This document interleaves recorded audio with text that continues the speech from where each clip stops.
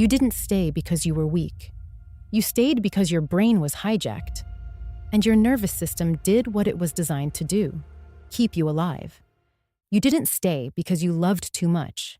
You stayed because your body confused survival with love. Unmasked psychology. See clearly. Live freely. Almost everyone who leaves a toxic relationship ends up asking the same questions. Why did I stay so long? Why didn't I see it sooner? What's wrong with me?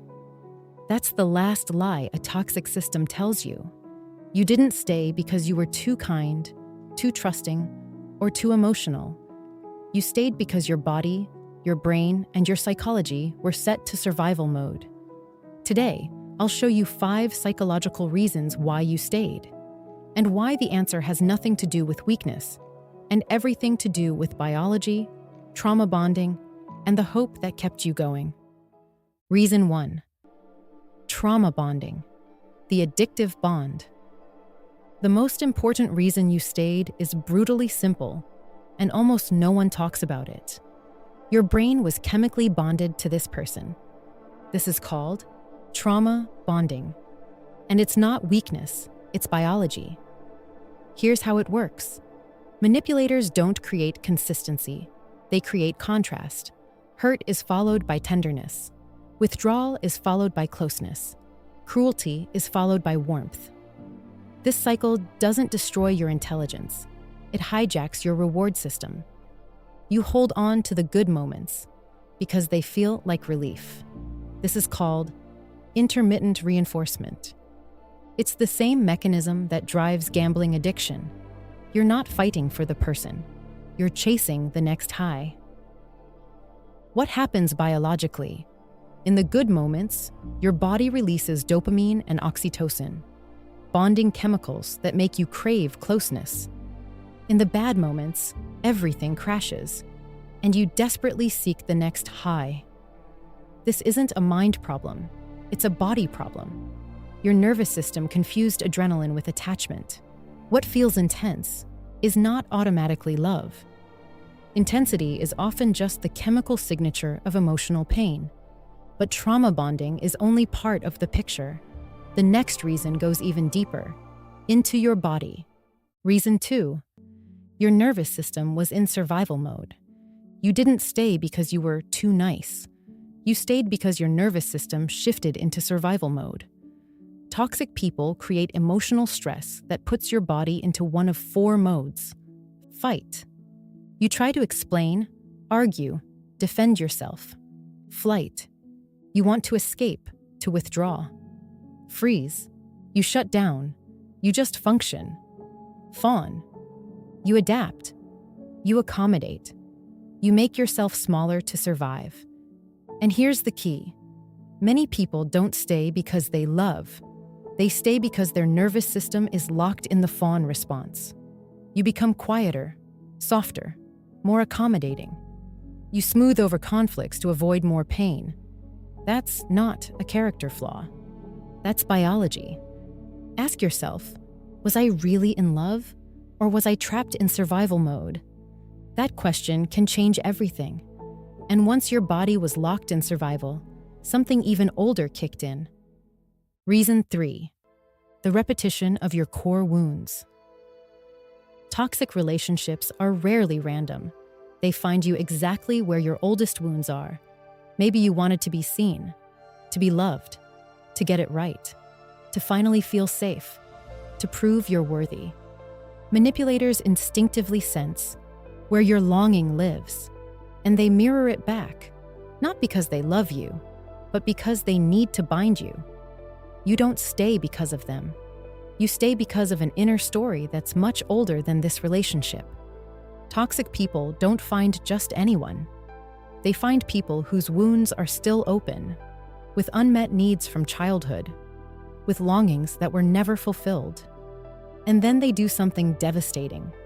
They give you exactly what you've been searching for your whole life. And that's what makes it so hard to leave. You're not just giving up a person. You're giving up the hope that this old wound might finally heal. But it was never real. It was a mirror, a projection, a lure. Ask yourself, What was I looking for in this relationship that I never received? For example, in my childhood. That's not blame. That's understanding. But old wounds don't just keep you in, they also take something from you. Reason 4. Identity loss and shame. You didn't just stay because you couldn't leave the person. You stayed because you no longer knew who you were without them. At first, you adapted small things to avoid conflict. You gave up hobbies, saw friends less, shared fewer opinions, became quieter. And at some point, you realized you no longer knew who you were, what you liked, what you wanted, what you needed. You had become a shadow of yourself. And then came shame. Shame is one of the most powerful reasons people stay. Shame for not seeing it sooner. Shame that others might have been right. Shame for being wrong. Shame makes you small. And the smaller you feel, the harder it becomes to ask for help. Shame keeps you trapped, not the relationship. And identity loss makes you believe you'd be empty without this person. But the opposite is true. When you leave, you don't walk into emptiness. You walk back to yourself. And that's not emptiness. That's freedom. If you've ever felt, I can't tell anyone about this, that wasn't your weakness.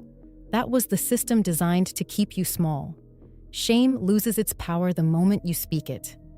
And when you've lost yourself, there's one last thing that keeps you trapped. If you recognize yourself in this, hit like. It helps others in the same situation find this video. And now, the last reason, and maybe the most painful one. Reason 5. The hope for change. This may be the most painful reason of all.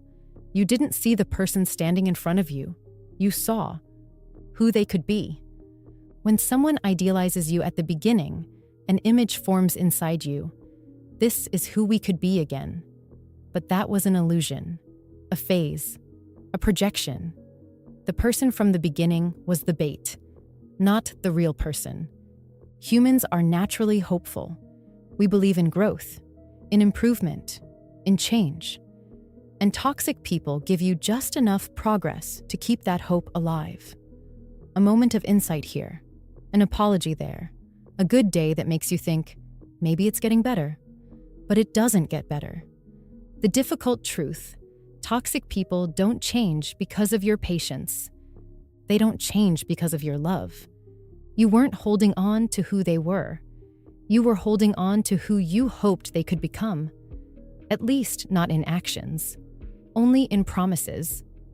And then comes the trap.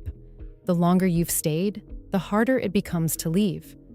Not because it's getting better, but because you think, I've already given so much.